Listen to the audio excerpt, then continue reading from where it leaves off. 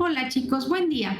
Soy la doctora en ciencias Olivia Hernández González del Laboratorio de Microscopía Electrónica del Instituto Nacional de Rehabilitación y soy docente de la Universidad de la Defensa Nacional. El día de hoy vamos a hablar de dos microscopios, el microscopio de fuerza atómica y el microscopio confocal.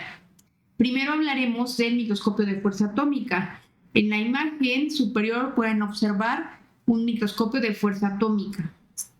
Y en la parte inferior podemos observar una imagen obtenida de un microscopio de fuerza atómica. En esta imagen lo que ustedes observan es el DNA superenrollado. Esta técnica es para formar una imagen topográfica en escalas de micras, que fue desarrollada por dos científicos, Gerard Binet y Heinrich Rohrer. Ambos fueron galardonados con el Premio Nobel de Física en el año de 1986 por sus avances en la microscopía de efecto túnel. El fruto de sus investigaciones dieron origen al microscopio de fuerza atómica en ese mismo año. El microscopio de fuerza atómica es un instrumento mecano-óptico que es capaz de detectar fuerzas del orden de los nanonewtons. En la imagen derecha ustedes pueden observar un escáner que es un escáner piezoeléctrico. En la superficie es donde van a colocar la muestra y por encima de la muestra ven una micropalanca que va a tener una punta. Y esa punta se puede adaptar para hacer un escaneo muy fino de la muestra. En la parte superior ustedes van a observar un fotodetector y un láser. Entonces, se puede detectar cuando la punta está muy próxima a la superficie de la muestra. Es posible poder registrar una pequeña flexión del listón mediante un haz de láser que se refleja. Y mediante un sistema auxiliar piezoeléctrico va a permitir el desplazamiento de la muestra y con ayuda de la punta se va a recorrer la superficie.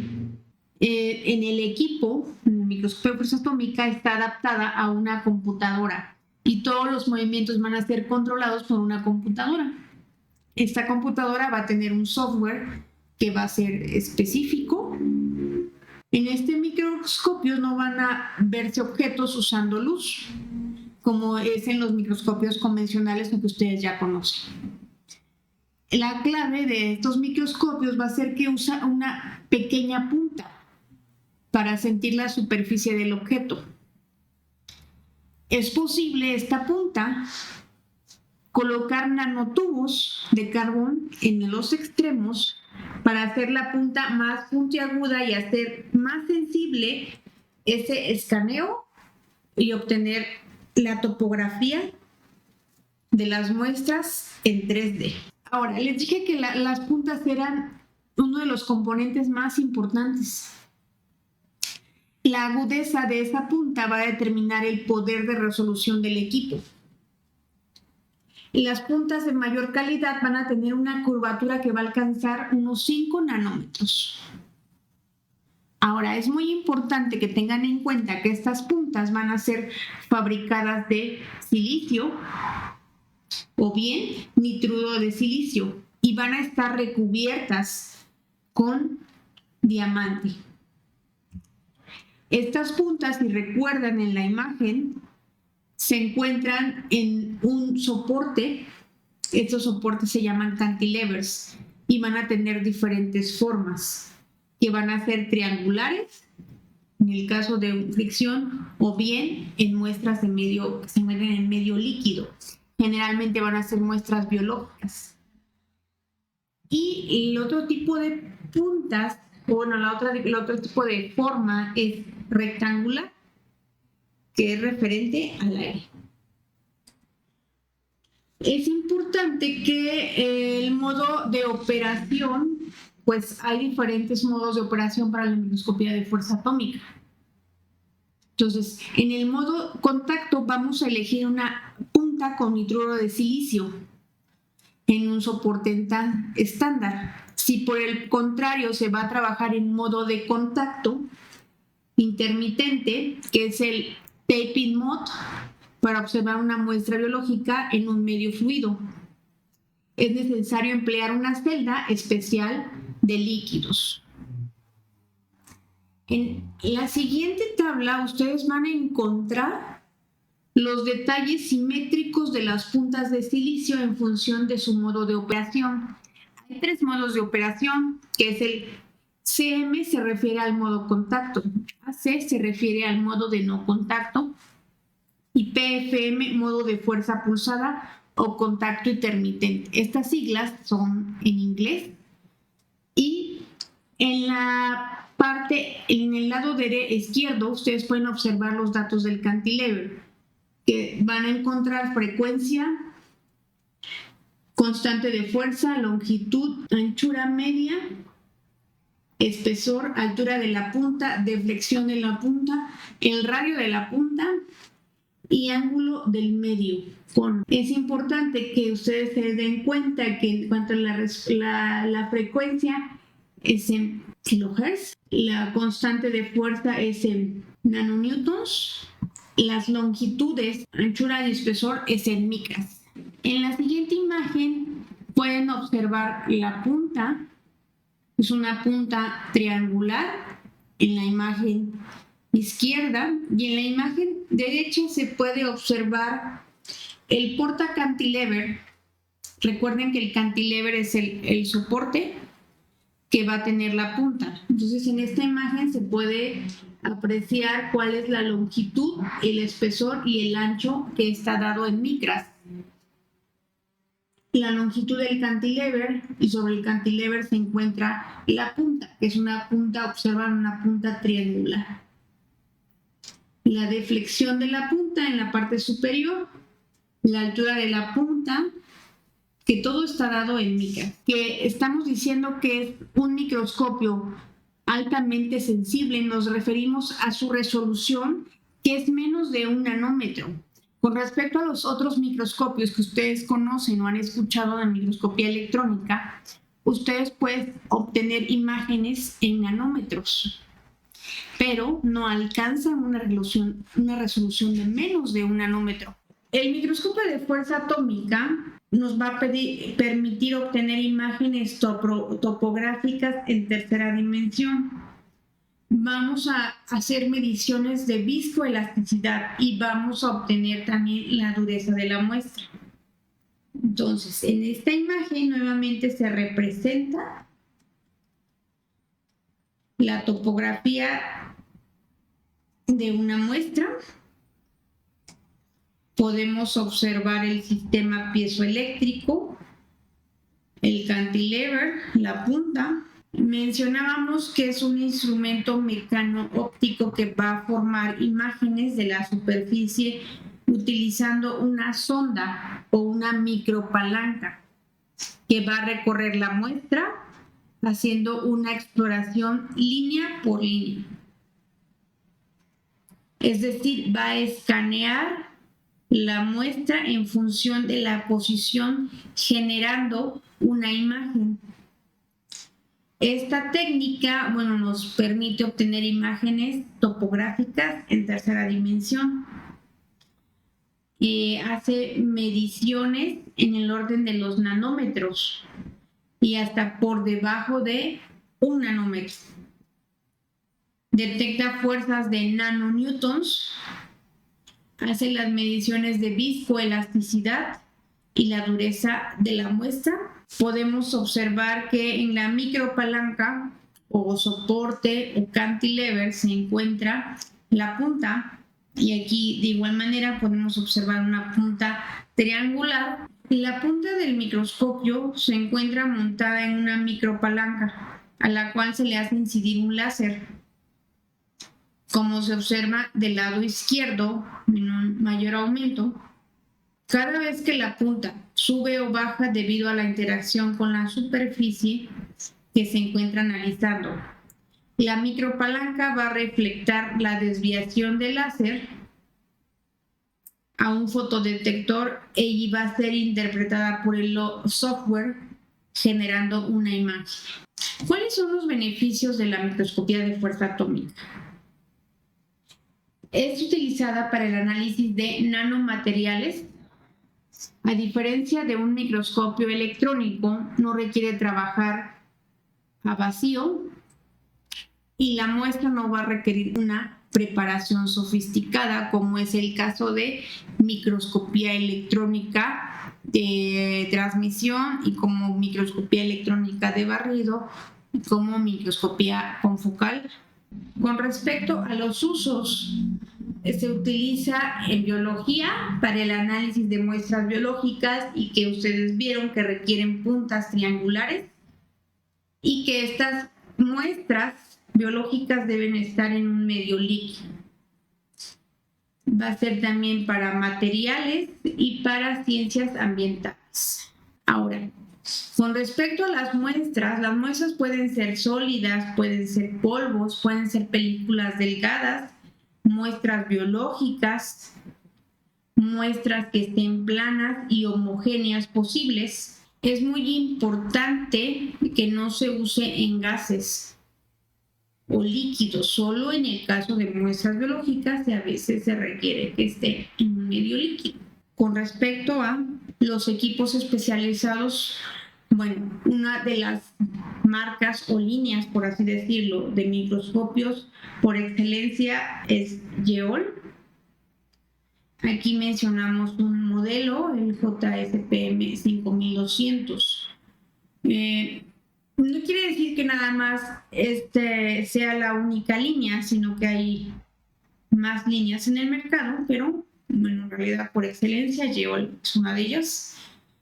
Van a encontrar un escáner WZD, que va a ser capaz de analizar un área de 50 nanómetros para el eje X y Y 10 nanómetros para el eje Z.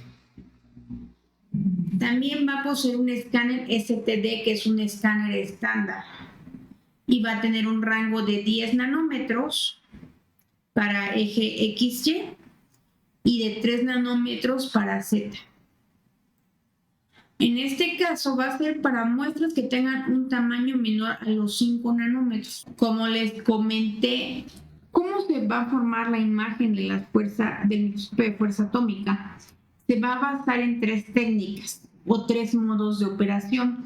Es el modo contacto, modo no contacto e intermitente.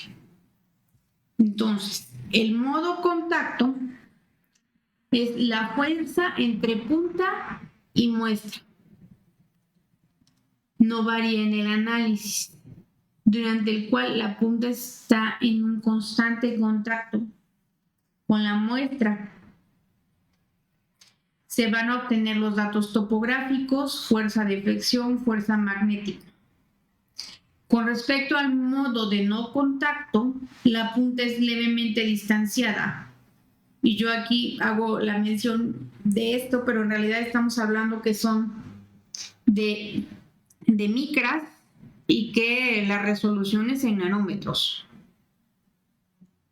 Mientras que la micropalanca va a oscilar porque la interacción entre punta y muestra va a variar. Ahora, con respecto al modo intermitente, la micropalanca va a oscilar durante el análisis, obteniendo imágenes topográficas gracias a las diferencias de amplitud o fase de la vibración. Ahora, con respecto a los modos de operación, en esta imagen se puede apreciar en el inciso A al modo contacto, en el inciso B modo de no contacto y la tercera modo de repiqueteo. El medio de repiqueteo se conoce como taping mode. Si recuerdan, a principios mencionábamos de los modos de operación. Bueno, pues el modo de repiqueteo es el taping mode. Es importante que los modos dinámicos son solo el modo de no contacto o de frecuencia modulada o el taping mode. Con respecto a las propiedades mecánicas de los materiales, ¿qué se va a hacer ahí? Se va a determinar la elasticidad, las fuerzas de adhesión, que va a ser una fuerza fundamental en el modo contacto, En líquido no existe fuerza de adhesión. También se va a determinar las fuerzas eléctricas, las fuerzas magnéticas. Con respecto a las magnéticas, existe la desventaja que hay que metalizar las micropalancas. Es importante tener en cuenta que el análisis de la muestra requiere varios minutos para una exploración típica. El éxito del análisis va a depender de la preparación de la muestra. Las muestras no deben ser mayores a 1 por 1 centímetro y el grosor máximo de 3 milímetros. Si la muestra presenta una gran topografía, se corre el riesgo de no tener imágenes y hasta se puede romper la punta de trabajo. Entonces es importante respetar los límites de las medidas que se requieren de la muestra. La cantidad de puntas que estén presentes en el mercado pues es muy variada.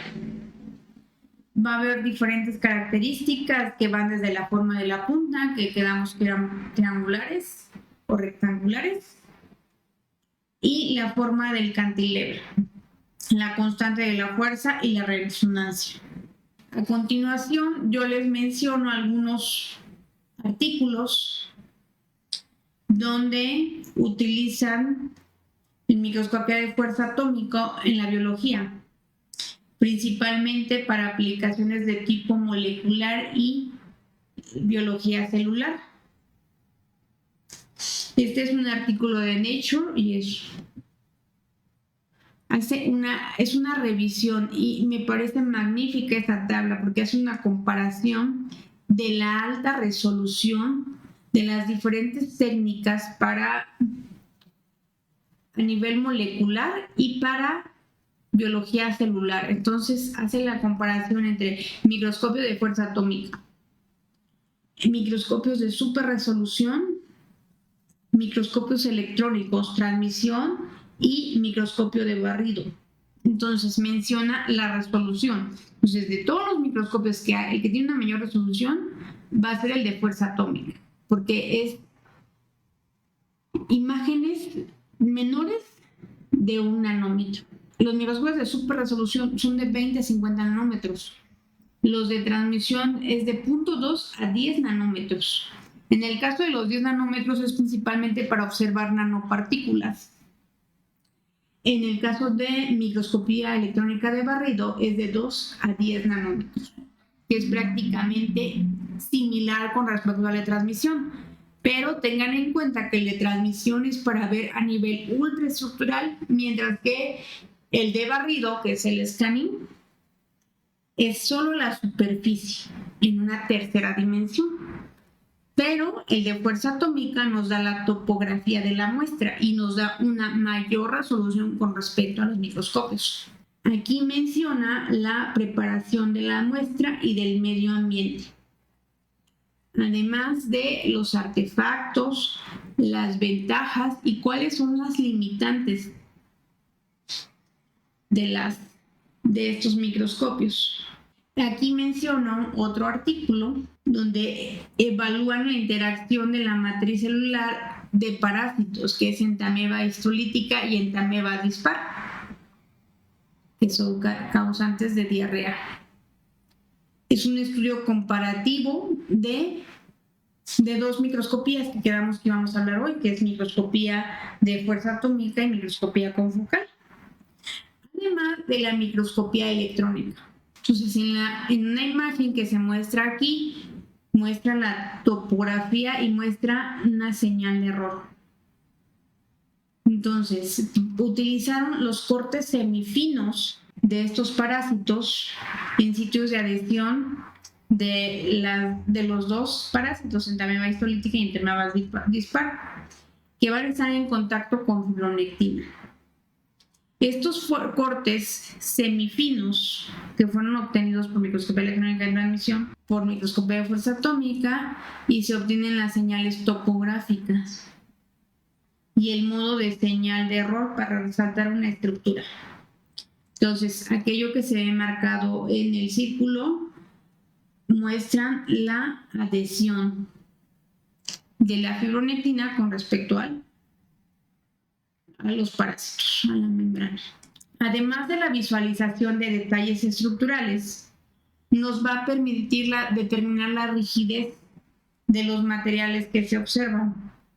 Entonces ahí hace la comparación entre ameba histolítica y entre ameba dispar, en un sitio de contacto y en una región citoplasmática.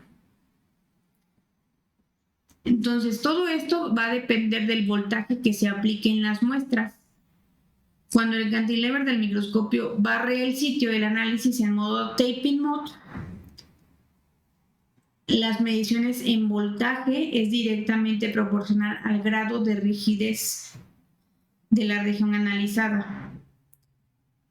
Entonces, los resultados muestran que en los sitios de contacto y en las regiones citoplasmáticas adyacentes, esta ameba histolítica va a tener un mayor grado de rigidez con respecto a las áreas similares en las secciones de entameba dispar. Entonces, si ven en los dos cuadros, la entameba histolítica está por arriba. Y en esta imagen va a demostrar de manera sorprendente diferencias con sus respectivos procesos de adhesión de célula a la matriz, que puede ser relevante para comprender el carácter invasivo de entameba histolítica. Entonces, en la primera imagen se puede observar la superficie del parásito por microscopía electrónica de barrido. En la segunda imagen, con colores fluorescentes, puede observarse imágenes por microscopía confocal del parásito, de entameba, con la superficie que quedamos que era fibronectina.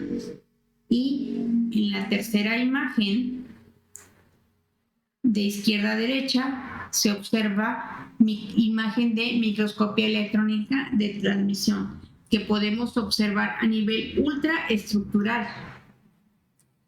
La cuarta imagen es la topografía de entameba histolítica. Con respecto a la imagen que les mostré al principio, bueno, pues será una novedad poder observar el DNA superenrollado. Muestra la diversidad de cómo es esa cadena de DNA. El superenrollamiento del DNA puede afectar el reconocimiento molecular y puede tener implicaciones más amplias para las interacciones del DNA con otras especies moleculares. Entonces, es importante que en medidas de fuerza son útiles en estudios de elasticidad y fuerzas de adhesión, que van a permitir estudiar el nivel de una sola molécula, interacciones específicas entre moléculas, como es un ejemplo antígeno-anticuerpo,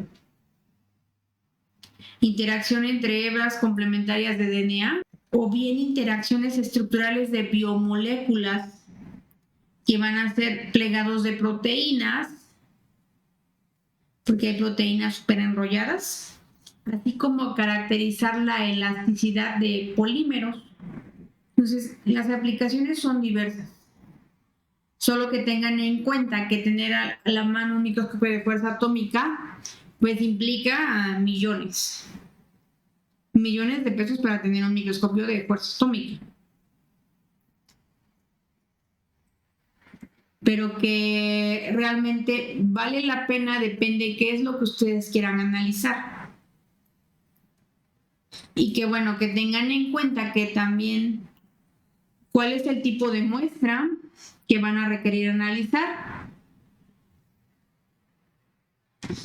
Y al igual que ahora vamos a comentar de la microscopía confocal, que es igual un microscopio que no está tan accesible tampoco, porque estamos hablando que son equipos que valen millones de pesos, pero nos van a permitir observar a detalle ciertas características que quieran ustedes analizar de una muestra. Entonces, con respecto al microscopio confocal, es un microscopio que fue patentado por Marvin Minsky en 1957. O sea que estamos hablando que fue mucho antes que el microscopio de fuerza atómica. Su validez práctica se demuestra hasta el año de 1968. Entonces, los primeros microscopios basados en esta técnica fueron desarrollados por Edgar Petran. Y entonces, en 1987, la comunidad científica no empezó a utilizarlo de forma generalizada, coincidiendo que la fabricación del primer microscopio confocal comercial por parte de White y Emos hoy se utiliza prácticamente de manera universal en el campo de biología molecular y celular. Y les puedo asegurar que es más fácil poder tener acceso a un microscopio confocal que tener un microscopio de fuerza atómica. Generalmente en los laboratorios de física, al menos en el país, van a poder contar con un microscopio de fuerza atómica.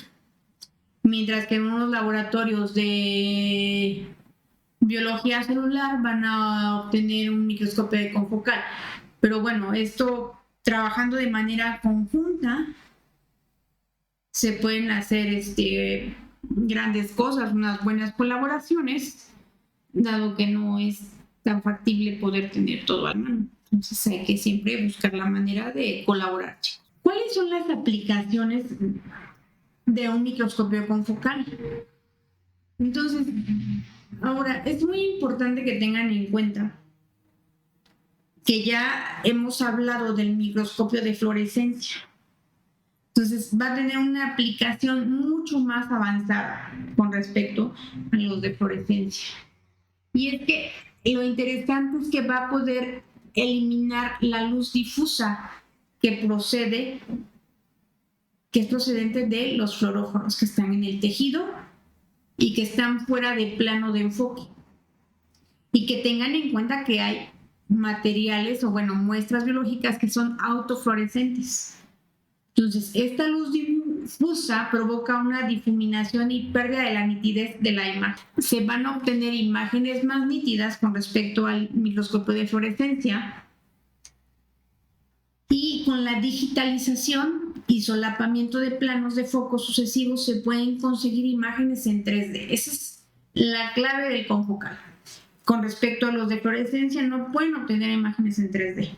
Hay tipos de microscopía de fluorescencia, que es el campo amplio con respecto al confocal. Entonces, el de fluorescencia es un campo amplio.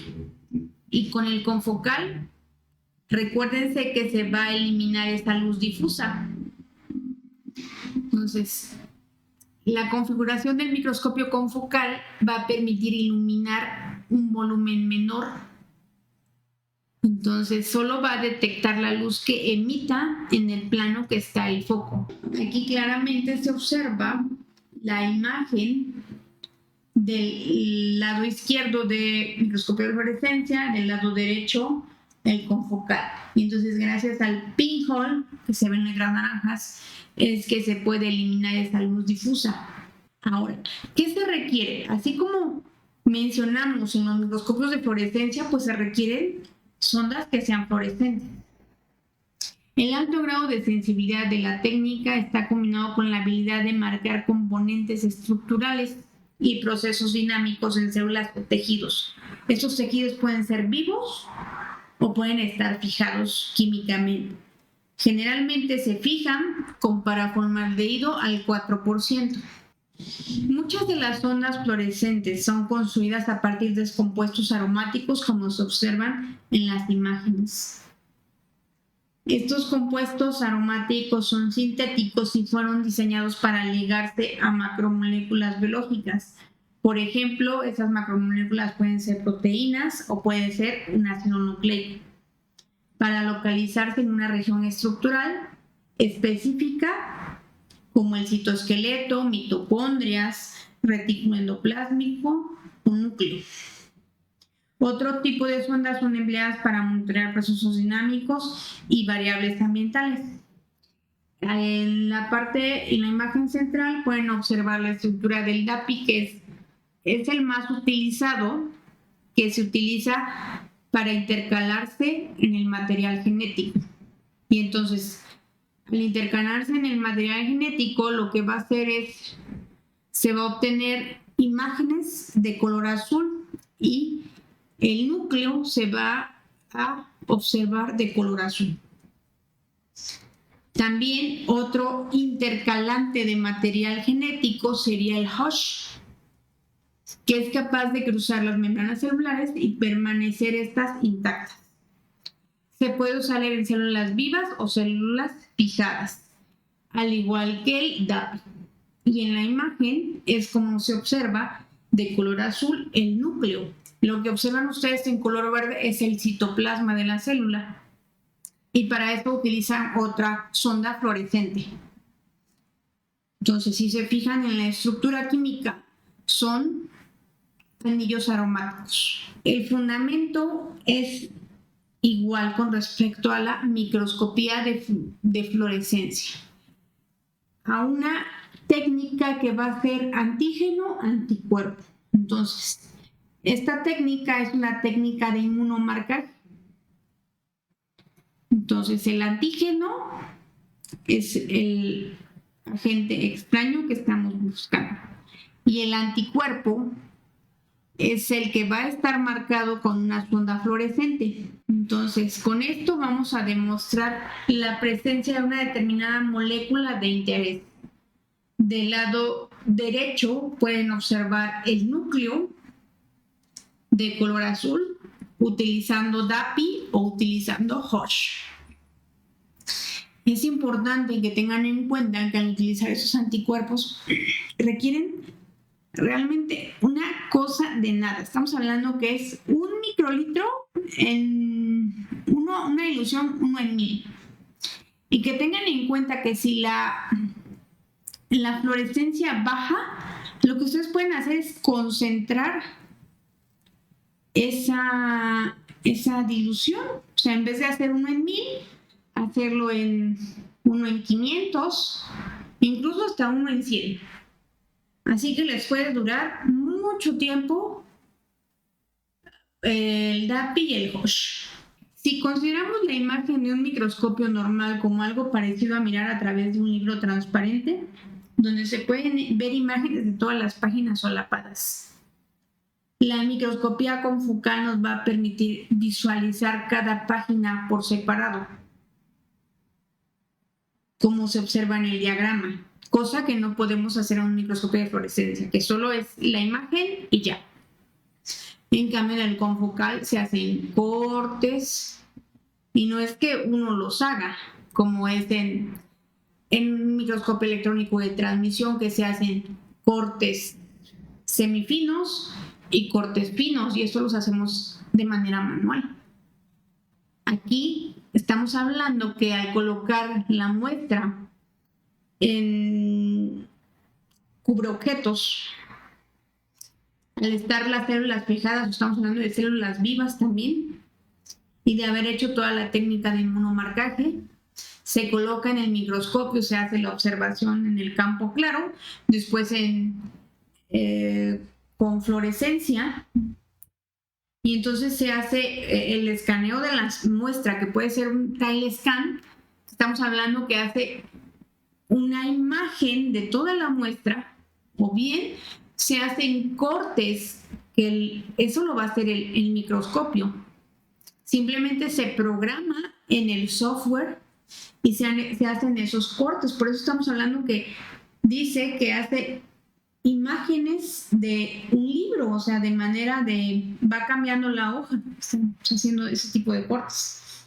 Eso nos va a permitir determinar la localización exacta de estructuras celulares y de objetos, como pueden ser bacterias, o bien saber si la célula, en el caso de virus, saber dónde se puede localizar una proteína estructural, una proteína no estructural, una proteína inmediatamente temprana, una proteína tardía, utilizando siempre y cuando los anticuerpos que sean especie específicos. Entonces, al tomar suficientes imágenes, o sea, estamos hablando que se hacen varios cortes, ya se toman suficientes imágenes, se pueden construir imágenes tridimensionales. cosa que no se hace en microscopio de fluorescencia. Entonces, en esta imagen estamos hablando que un haz va a moverse mediante el uso de galvanómetros que van a conducir los espejos que se utilizan para el escáner con respecto al eje X, con respecto al Y y al Z. Se va a mantener la calidad del haz y la formación de píxeles que van a ir conformando la imagen topográfica.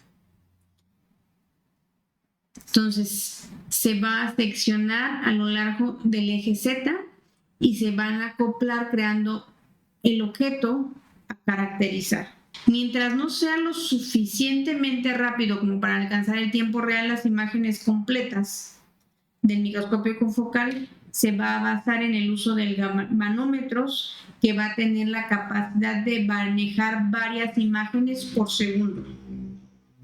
Y que bueno, estamos hablando de que van a obtener imágenes por segundo, pero si ustedes quieren un escaneo completo, que sería un tile scan, les pueden llevar minutos o incluso les puede llevar 1 hora para poder observar una laminilla.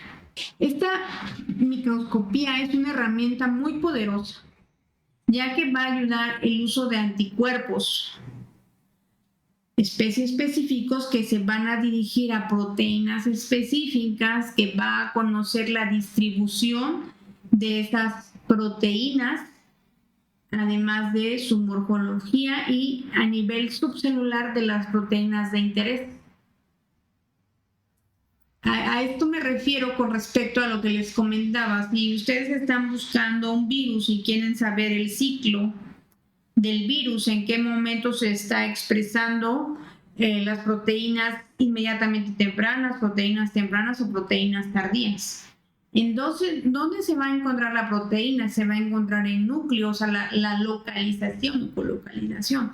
Si se va a encontrar en núcleo, cercano al núcleo, eso que me está diciendo, que posiblemente se está completando parte del ciclo replicativo de un virus. Ahora, estamos hablando que se puede cuantificar los píxeles correspondientes a la señal fluorescente que se emita por el anticuerpo secundario. Entonces, tengan en cuenta que para la técnica de inmunomarcaje es un anticuerpo primario y un anticuerpo secundario, que se va a utilizar para localizar el anticuerpo primario que ha reconocido al antígeno. Se puede obtener un aproximado semi-cuantitativo de los niveles de expresión de dicha molécula. Además que se puede conocer con lo que les menciono como el tile scan, que es el escaneo de la muestra, saber en qué proporción estamos hablando de que si una célula está infectada, ok, casi el 90% de las células está infectada o no, o sea, realmente es, ustedes de manera semi-cuantitativa pueden observar ese tile scan y en qué proporción se encuentra realmente la célula infectada, por mencionar un ejemplo con respecto a virus. Ahora, ¿cuáles son los componentes del microscopio confocal? Principales componentes. Utiliza como fuente de luz un láser para controlar a profundidad el campo y un pinhole para eliminar esa luz difusa, que no existe ese pinhole en un microscopio de fluorescencia. Va a permitir la visualización de la imagen en un plano horizontal simple. Entonces hay un espejo dicroico que va a reflejar totalmente la luz. Va a incidir en un ángulo cerca de 45 grados. El término dicroico proviene del dicroísmo, del griego dicromatismos, y es la propiedad que presenta de manera alternativa dos coloraciones según la dirección de los rayos de luz incidentes. Una ranura detectora, que es el pinhole, que es la pieza más importante porque elimina la luz difusa. Entonces, solo va a permitir el paso de luz reflejada por el plano focal. Va a tener un lente objetivo como todos los microscopios tienen un lente y vamos a enfocar el rayo de luz reflejado por el espejo dicroico hacia el plano focal de la muestra. Un detector que va a recibir el haz de luz y generar la imagen. Entonces, ¿cuáles son los elementos? Pues estamos hablando de una fuente de luz. Emplea láser o lámpara de arco. Entonces, hay sistemas de rayos láser multifrecuencia en el rango de luz UV, luz visible e infrarroja, que se van a adaptar a los tipos de marcadores fluorescentes empleados para el contraste de los elementos celulares.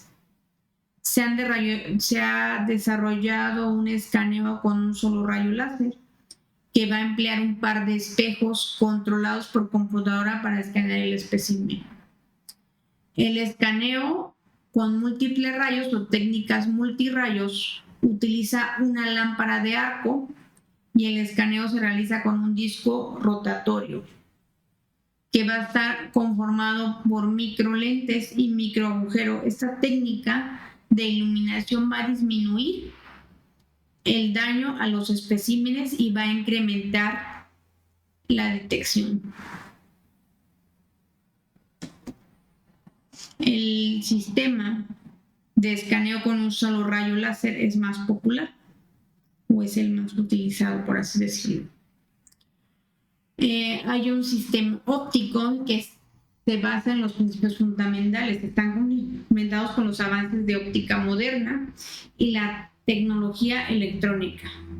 Hay filtros de interferencia, que son los espejos dicromáticos o dicroicos, que van a ser barreras con un agujero de diámetro variable y van a tener diversos filtros de excitación. Entonces, estos filtros de excitación es para seleccionar la longitud de onda de excitación del fluorocromo que se vaya a utilizar. Ahora, hay detectores. Estos detectores son fotodetectores muy sensibles a la fluorescencia emitida.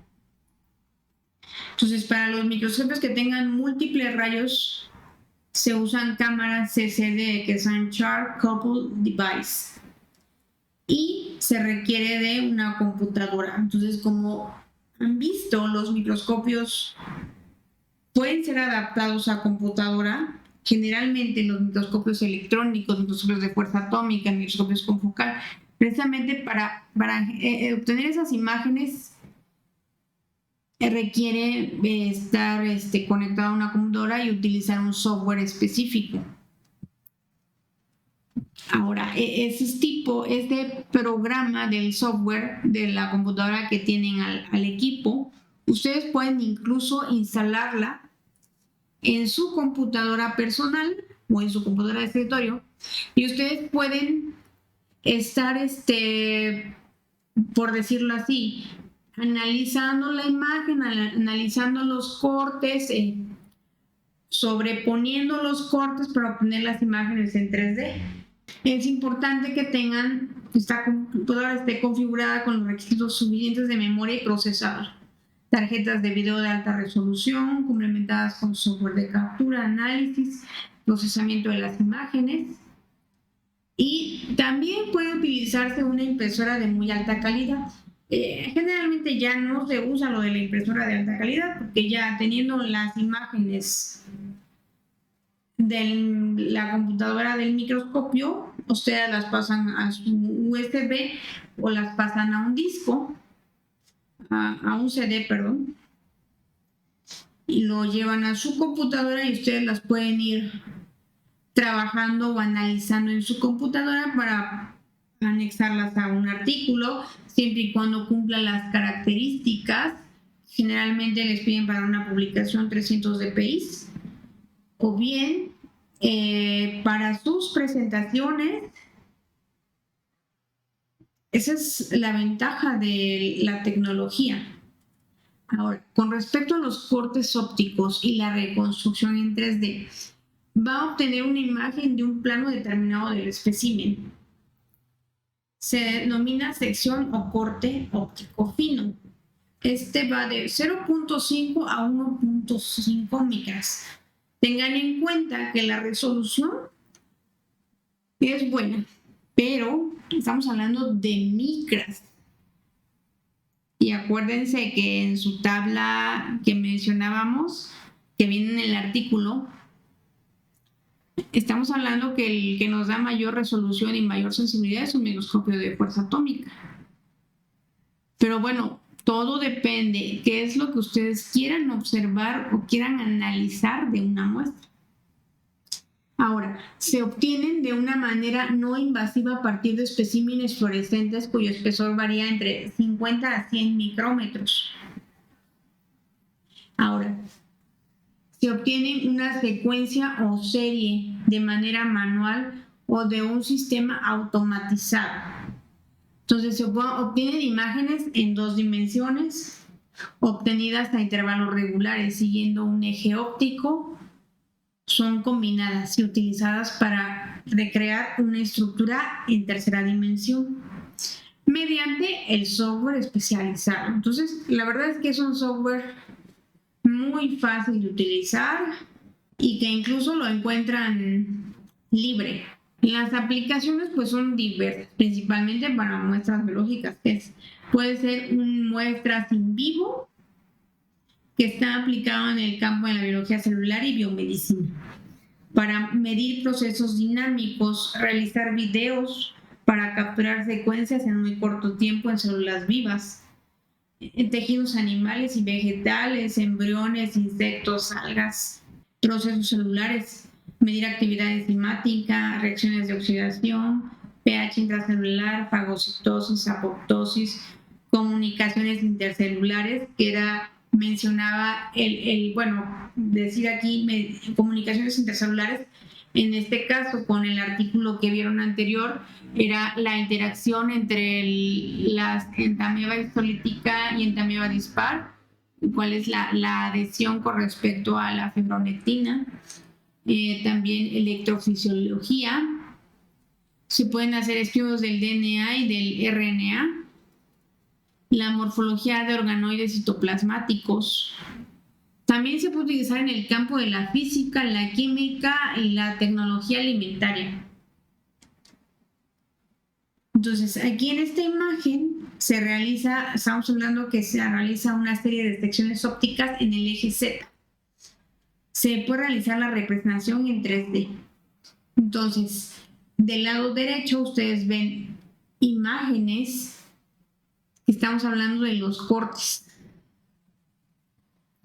Y la imagen del lado izquierdo son todas esas imágenes y es la imagen en 3ª dimensión. Entonces, los cortos nos van a permitir saber la localización de proteínas para obtener la colocalización. Aquí menciono algunos ejemplos, algunos artículos, van a encontrar aplicaciones. Entonces, era lo que hablábamos de la interacción de entamoeba histolítica y entamoeba dispar con la matriz celular. Así es que me observé entamoeba histolítica y entamoeba dispar por microscopía confocal. Y en este artículo es mi artículo del doctorado, donde hablamos de las partículas de virus de varicela zoster que están presentes en el líquido fosforráquido de pacientes con esclerosis múltiple, para saber si son infectivas en un sistema in vitro. Entonces, si mencioné en alguna de las aplicaciones, es conocer si se cumple el ciclo replicativo. ¿Y a qué nos referimos con esto? Que se utilizaron anticuerpos que van a ser específicos contra virus de varicela zoster, que van a utilizarse anticuerpos contra proteínas, en este caso fue una proteína inmediatamente temprana y también una proteína tardía, que en este caso utiliza anticuerpo anti-GB. GB es una glicoproteína estructural. Entonces, observan en esta imagen que es un tile scan, que les decía que es un escaneo completo de la muestra y que podemos observar en azul son los núcleos. Entonces fue teñido con Hoche. Acuérdense que pueden utilizar, en vez de Hoche, pueden utilizar DAPI, cualquiera de los dos. Y que lo que observan en rojo es la proteína estructural del virus, que está reconociendo al virus. Y que si ustedes pueden hacer un acercamiento de esta imagen y que a lo mejor aquí no viene representado, pero si ustedes ven el artículo o lo bajan del NCBI, van a encontrar las imágenes, un acercamiento de la imagen, y van a observar que esa marca en rojo se encuentra cercano al núcleo. Se encuentra cercano al núcleo en alguno de los cortes. Incluso cuando se hacen todos los cortes en Z y se obtiene la imagen en tercera dimensión, se observa esa marca roja de la proteína estructural. Eso nos está diciendo que esa proteína estructural se encuentra en el aparato de Golgi. En el aparato de Golgi es el encargado de la maduración de proteínas estructurales del virus. Entonces, fíjense lo interesante que es, y no nada más para varicela zoster. Estamos hablando que lo que ustedes quieran analizar para ver un ciclo replicativo, incluso ver en qué hora, o sea, hacer una cinética, ustedes pueden analizar y ver no nada más proteínas tardías, inmediatamente tempranas o tempranas. Entonces, realmente es una maravilla tener un microscopio confocal y hacer ese tipo de cosas. En este diagrama es el diagrama de Steadman, que fue elaborado por Steadman, por eso lleva este nombre. Va a representar las diferentes técnicas que se utilizan para la observación y la medición de las micro y nanometrología, comparado con las dimensiones laterales y las dimensiones verticales. Entonces, es importante destacar que el microscopio confocal está considerado dentro de los Scanning Proof Microscopes, por sus siglas SPM, y el microscopio electrónico de barrida va a abarcar una gran parte de muestras, mientras que el confocal se va a ver limitado. Y bueno, quiero agradecer a quienes me invitan a dar una plática. En este caso agradezco a la doctora Sandra Mendoza, que me ha invitado a hablarles acerca de microscopía de fuerza atómica, microscopía confocal, microscopía de fluorescencia, microscopía óptica, y les doy las gracias. Y en esta imagen me gusta porque finalmente nosotros estamos como paparazzis viendo a los microorganismos. Muchas gracias, chicos.